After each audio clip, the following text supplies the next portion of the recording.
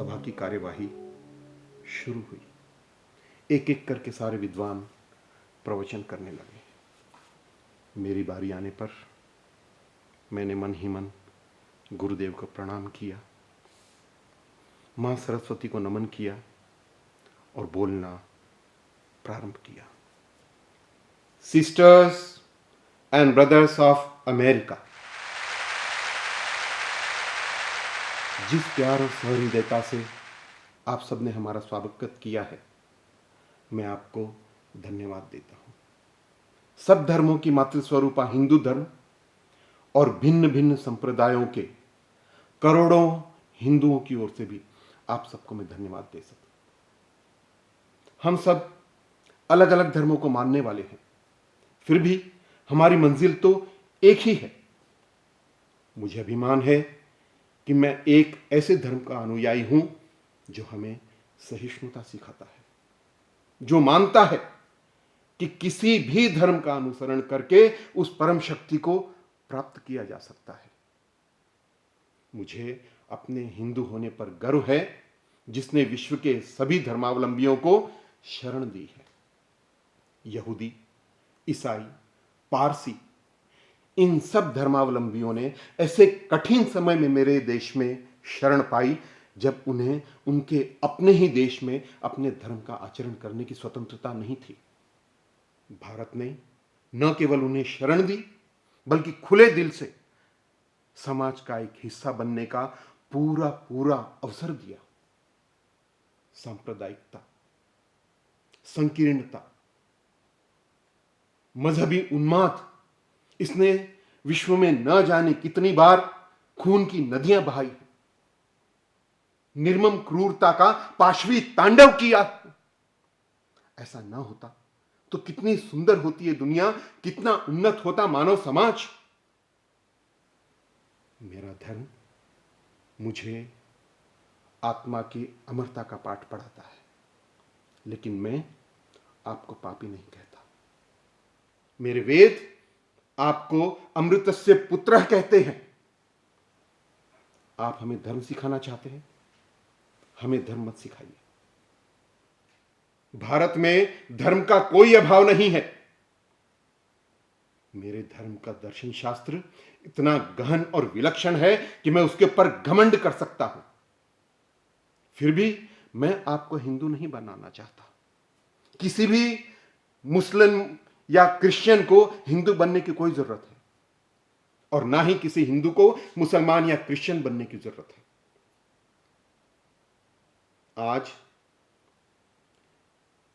इस धर्म सभा के मंच से एक बात मैं जोर देकर कहना चाहता हूं कि पवित्रता, दयाशीलता और शुद्धता किसी एक धर्म की जागीर नहीं है। विश्व के प्रत्येक धर्म में महान व्यक्तियों का जन्म हुआ है। यही तथ्य इस बात को प्रमाणित करने के लिए काफी है कि विश्व के हर एक धर्म में महानता के तत्व मौजूद हैं। इसके बावजूद अगर कोई यह सोचता है कि विश्व के सारे धर्म नष्ट हो जाएंगे और केवल उसी के धर्म का सारी दुनिया के ऊपर आधिपत्य हो जाएगा, तो ऐसी बचकानी सोच के ऊपर मुझे हंसी आती है या केवल तरस आ सकता है। आज मैं ऐसे लोगों को आगाह कर देना चाहता हूं कि बहुत जल्द विश्व के प्रत्येक धर्म की पताका के ऊपर लिखा होगा, युद्ध नहीं शांति, विनाश नहीं सृजन, कलह नहीं समझौता, मतभेद नहीं मिलन, और नफरत नहीं प्रेम। लगातार 17 दिनों तक चले उस धर्म सम्मेलन में मुझे 12 दिन बोलने का मौका दिया गया था। अमेरिका के सारे समाचार पत्र मेरी भूरी भूरी प्रशंसा कर रहे थे। न्यूयॉर्क हेराल्ड ने लिखा था कि undoubtedly Swami Vivekananda is the greatest figure in this parliament. अर्थात स्वामी विवेकानंद निसंदेह इस धर्म सभा के सबसे महान व्यक्ति हैं, और इनके व्याख्यान सुनने के बाद हमें समझ लेना चाहिए कि सुसंस्कृत और सुशिक्षित भारतवर्ष में क्रिश्चियन मिशनरी भेजना मूर्खता है। एक अनजाना सा परदेसी रातों रात अ फेमस हिंदू मॉन्क बन गया था। लेकिन धर्म सभा की सफलता से प्रसन्न होने की बजाय मेरा मन विषाद में डूब गया था। भारत की शर्मनाक गरीबी और अमेरिका के अतुलनीय ऐश्वर्य के भयावह विरोधाभास के अंतर को देखकर मेरी सांस अवरुद्ध हो रही थी। मिस्टर जॉर्ज हिल के वैभवशाली बंगले की आरामदायक शैया मुझे कांटों की सेज लगने लगी। मैंने सारी रात खिड़की पर खड़े खड़े दूर दूर तक फैले अंधकार में शून्य में देखते देखते तकते तकते गुजार दी। लेकिन समाचार पत्रों में मेरे नाम की धूम थी। अमेरिका के नगर नगर से व्याख्यानों के लिए आमंत्रण आने लगे। लगातार यात्रा और मेरे व्याख्यानों की श्रृंखला अमेरिका में चलने लगी। मैंने अमेरिकनों को भारतीय जीवन दर्शन और वेदांत से परिचित करवाया। अब अमेरिका के लोग भारत को सम्मान की दृष्टि से देखने लगे थे और भारतवासियों में भी अपनी श्रेष्ठता का बोध जागने लगा। उनका आत्मसम्मान फिर से जागने लगा और निद्रामग्न भारत धर्म सभा के विस्फोट से हड़बड़ाकर जाग उठा। अमेरिका से फिर मैं इंग्लैंड चला गया। कहा जाता था कि अंग्रेजों के राज में कभी सूरज डूबता नहीं था। मेरे लिए एक बहुत बड़ी पहेली थी कि मुट्ठी भर अंग्रेज कैसे सारे विश्व के ऊपर शासन कर रहे हैं। लेकिन उनके साथ मित्रता के बाद ही मुझे पता चला कि उनकी सबसे बड़ी शक्ति है देशभक्ति, अनुशासन, समय की पाबंदी, आज्ञा पालन करने की क्षमता और संगठन। इंग्लैंड में भी मुझे अनेक मित्र और शिष्य प्राप्त हुए। उन सब में प्रमुख थी कुमारी मार्गारेट नोबल, जो बाद में भगिनी निवेदिता के नाम से जानी गई। निवेदिता ने अपना सारा जीवन भारतीय नारी की शिक्षा और अन्य ऐसे सेवा कार्यों में गुजार दी। मां शारदा के साथ भी उनकी प्रगाढ़ मित्रता हो गई थी। अमेरिका में फूंके गए शंखनाद से भारत का हर प्रांत, हर गांव प्रतिध्वनित हो रहा था। भारत लौटने पर मेरा अभूतपूर्व स्वागत हुआ। 15 जनवरी 1897 के दिन मैंने कोलंबो में कदम रखा। मेरे स्वागत में हजारों की भीड़ उमड़ रही थी और मेरे देशवासियों का इतना प्रेम पाकर मैं अपने आप को ऋणी महसूस हो रहा था। और भारत भर के युवकों का उत्साह देखकर मन में एक आस जगी कि राख के ढेर के नीचे अभी अंगार सुलग रही है, केवल एक चिंगारी की जरूरत है। मद्रास में आयोजित अपने व्याख्यान में मैंने आह्वान किया कि मेरे प्यारे भाइयों, याद करो नालंदा, याद करो तक्षशिला। ये वो स्थान है जहां विश्व के कोने कोने से लोग ज्ञानार्जन के लिए आया करते थे। क्या आपको यह देखकर बेचैनी नहीं होती कि सारे विश्व को ज्ञान का प्रकाश देने वाला भारत आज स्वयं अज्ञान के अंधकार में डूबा है?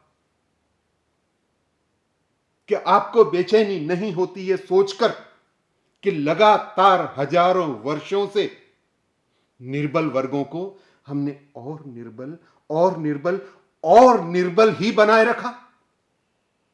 अपनी मां और बहनों को शिक्षण तथा अन्य अवसरों से वंचित रखकर लगातार बच्चा पैदा करने की मशीन बनाकर रखा है।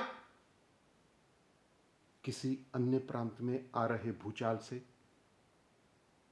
आपको दुख होता है? किसी अन्य व्यक्ति पर हो रहा अत्याचार आपको क्षुब्ध करता है? क्यों नहीं महसूस होता ये सब? कहां मर गई हमारी मानवीय संवेदना? मुट्ठी भर अंग्रेज सैकड़ों वर्षों से कैसे करोड़ों भारतीयों के ऊपर राज कर रहे हैं? केवल इसलिए कि हमें अपने आप पर विश्वास नहीं रहा। अपना आत्मसम्मान, अपना स्वाभिमान हम खो चुके हैं। हम भूल गए हैं कि महाबली चंद्रगुप्त मौर्य हमारे पूर्वज हैं। श्री राम और श्री कृष्ण हमारे वंशज हैं। मां काली की संतान हैं हम निर्बल, बेजान और मुर्दा नहीं हैं। महाराणा प्रताप और शिवाजी का खून है हम में। है दम हम में दम है। इसलिए कहता हूं कि निष्ठावान बनो, बलवान, निर्भय और वीर्यवान। फिर देखता हूं कि किसकी हिम्मत होती है मेरी भारत मां की ओर नजर उठाकर देखने की।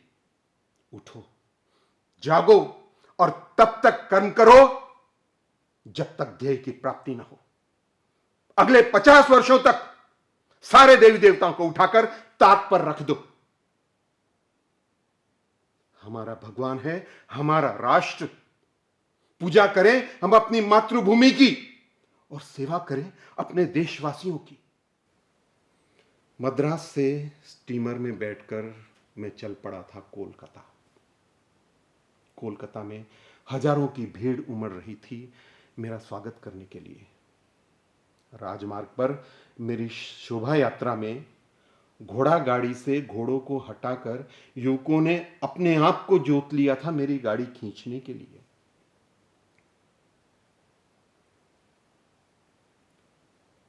पश्चिम की विदेश यात्रा में मुझे एक बोध हुआ था कि संगठन के बगैर बड़े कार्य संभव नहीं है। और यह भी मैंने अनुभव किया था कि भारतीयों को संगठित होकर काम करने की आदत नहीं है। मैं समझ गया था कि संगठन में महान शक्ति निहित है और अंग्रेज जो सारी दुनिया के ऊपर शासन कर रहे थे सिर्फ संगठित होने की वजह से ही। इसी के अनुसंधान में कलकत्ता आते ही मैंने रामकृष्ण मठ और रामकृष्ण मिशन की स्थापना का प्रारंभ कर दिया। और इसी के दौरान इंग्लैंड से सुश्री मार्गारेट नोबल को भी भारत आने का मैंने आमंत्रण दिया। और वो सेवाभावी नेक स्त्री मेरे एक आमंत्रण पर, मेरे एक आह्वान पर अपना घर बार, देश, परिवार सब कुछ छोड़कर भारत की सेवा के लिए चली आई। और तभी कलकत्ता पर प्लेग ने आक्रमण किया। मैं अपने सारे गुरु भाइयों को एकत्रित किया और कहा कि चलो भाई, अब काम करने का समय आ गया। तो मेरे एक गुरु भाई ने पूछा कि स्वामी जी, प्लेग तो महामारी का रोग है, इतने बड़े पैमाने पर काम करने के लिए तो बहुत पैसों की आवश्यकता होगी। तो मैंने कहा कि जीव में ही शिव का वास है। जो करना है सो तो करना ही है। जरूरत पड़ी तो बेलूर मठ की जमीन बेच देंगे। तो मां शारदा का आशीर्वाद लेकर, अपने गुरु भाई की टोली लेकर मैं सेवा कार्य में जुट गया। दवा, भोजन की व्यवस्था, शुद्ध पानी, इन सब का बंदोबस्त करते करते कब सुबह से शाम हो जाती थी पता नहीं चलता था। एक दिन सारे गुरु भाई मुझे घेर कर खड़े हो गए और कहने लगे, स्वामी जी, ये हम लोग क्या कर रहे हैं? रोगियों और भोगियों की सेवा। कितनी सुंदर दिनचर्या थी हमारी। भजन गाना, ध्यान करना। कितने दिन हो गए आपसे भजन तक नहीं सुना हमने। एक नया गुरु भाई कहने लगा, स्वामी जी, मैं तो आया था योगी बनने के लिए। मैंने कहा, भाई, पहले उपयोगी तो बन जाओ, फिर योगी भी बन जाना। अतिशय परिश्रम के कारण मेरा स्वास्थ्य बिगड़ गया था। इसी बीच विदेशी शिष्यों के आग्रह और समुद्री यात्रा से मेरे स्वास्थ्य में सुधार होगा, ऐसी चिकित्सकों की सलाह के कारण मैंने फिर एक बार अमेरिका और यूरोप जाने का निश्चय किया। इस बार मेरे साथ भगिनी निवेदिता और स्वामी तुरानंद भी थे। अमेरिका और यूरोप की लंबी यात्रा से लौटा तो हिमालय की यात्रा पर निकल पड़ा। 6 जनवरी 1902 जापान से 2 विद्वान बेलूर मठ आए मुझे जापान ले जाने के लिए। जापान में एक विश्व धर्म सम्मेलन का आयोजन हो रहा था। जापान जाने के विषय में तो मैं अनिश्चित था, लेकिन आए हुए विद्वान मेहमानों के साथ मैंने बोध गया और काशी धाम जाना स्वीकार कर लिया। काशी से लौटा तो मेरी अस्वस्थता गंभीर रूप धारण कर चुकी थी। मेरी एक आंख की दृष्टि जा चुकी थी, पैरों में सूजन आ गई थी, शरीर में पानी भर गया था, चलने फिरने से भी कष्ट होता था। कविराज महानंद सेन गुप्ता की आयुर्वेदिक चिकित्सा प्रारंभ हुई। नमक और पानी के बगैर केवल दूध पर मुझे रहना था, लेकिन धीरे धीरे मेरे स्वास्थ्य में सुधार आने लगा। 29 जून रविवार के दिन एक शिष्य को मैंने पंचांग लाने को कहा और अगले हफ्ते का विवरण सुनकर कह दिया कि बस ठीक है। निवेदिता ने मुझे जापान यात्रा के विषय में पूछा तो मैंने कहा, अब मेरे पास इतना समय नहीं है। तो निवेदिता ने पूछा कि स्वामी जी, क्या कोई विशेष आयोजन है? मैंने कहा, नहीं निवेदिता, अब मैं जीवन के 40 वर्ष पूरे नहीं करूंगा। निवेदिता व्यथित हो गई। स्वामी जी, ऐसी भी क्या जल्दी है? मैंने कहा, बड़े वृक्ष के नीचे छोटे पौधों का विकास नहीं हो पाता। मैं रहूंगा तो मेरे गुरु भाई स्वतंत्रता से काम नहीं कर पाएंगे। उनके लिए स्थान रिक्त करना जरूरी है। और फिर निवेदिता को उदास होते देख बात बदलने के लिए मैंने कहा, निवेदिता, बेलूर मठ में जो आध्यात्मिक शक्ति प्रकट हुई है, इसका प्रभाव 1500 वर्षों तक रहेगा और यहां पर एक महान विश्वविद्यालय आकार लेने वाला है। 2 जुलाई को मैंने निर्जला एकादशी का उपवास किया और सब गुरु भाइयों को उस दिन मैंने अपने हाथ से आग्रह कर करके परोसा, उनके हाथ धुलवाए और स्वयं तौलिए से पोंछा। निवेदिता ने विरोध किया, स्वामी जी, ये आप क्या कर रहे हैं? ये सब तो हमें आपके लिए करना चाहिए। मैंने कहा, निवेदिता, प्रभु ईसा मसीह ने भी तो अपने शिष्यों के पांव धोए थे ना। निवेदिता कहना चाहती थी कि ये तो उनके जीवन के अंतिम क्षणों में हुआ था, लेकिन वो कह नहीं पाई। उसका गला रूंध गया था। 4 जुलाई 1902 मैं सुबह उठा तो मुझे बहुत अच्छा महसूस हो रहा था। हल्का फुल्का महसूस कर रहा था अपने आप को,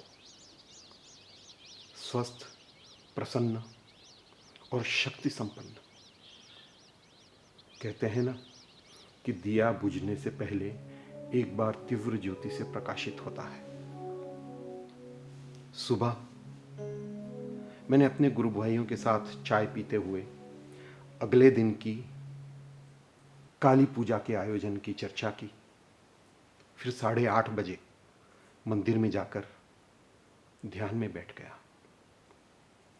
9:30 बजे स्वामी प्रेमानंद पूजा करने आए तो उनसे कहा कि गुरुदेव के शयन खंड में मेरा आसन रख दें। तो गुरुदेव के शयन खंड में जाकर मैं ध्यान करने बैठा। सारे दरवाजे बंद करवा दिए और 11:30 बजे तक मैंने ध्यान किया। फिर कुछ देर बाहर प्रांगण में टहला और फिर शास्त्र चर्चा शुरू हुई। मैंने अपने गुरु भाइयों को यजुर्वेद के एक मंत्र की व्याख्या समझाई। काफी समय से मैं भोजन अपने खंड में ही लेता था। उस दिन सबके साथ बैठकर मैंने भोजन किया,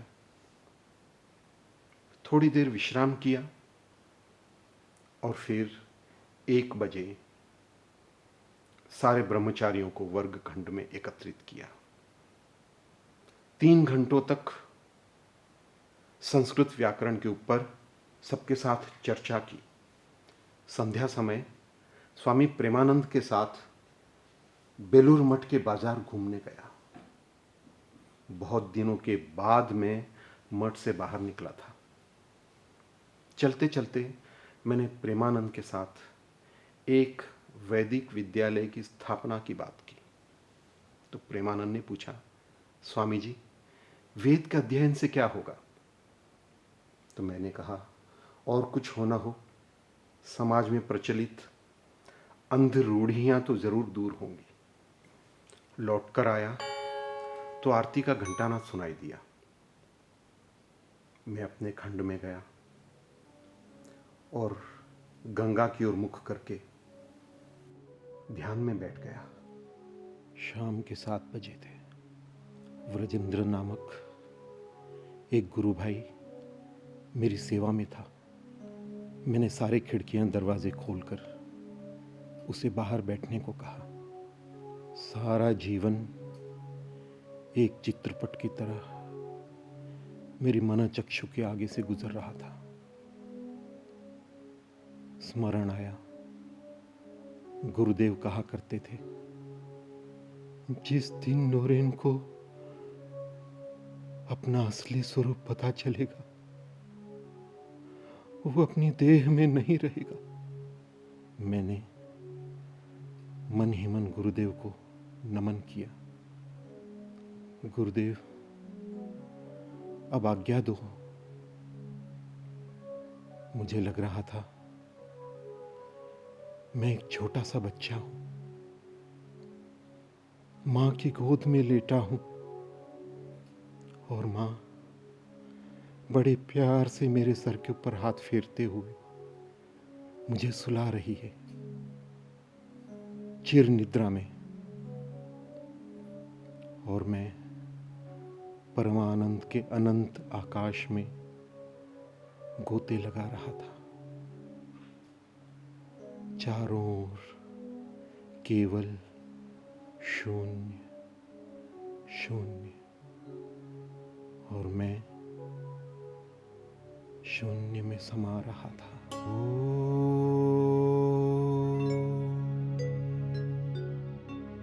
पूर्णमदः पूर्णमिदं पूर्णात् पूर्णमुदच्यते पूर्णस्य पूर्णमादाय पूर्णमेवावशिष्यते।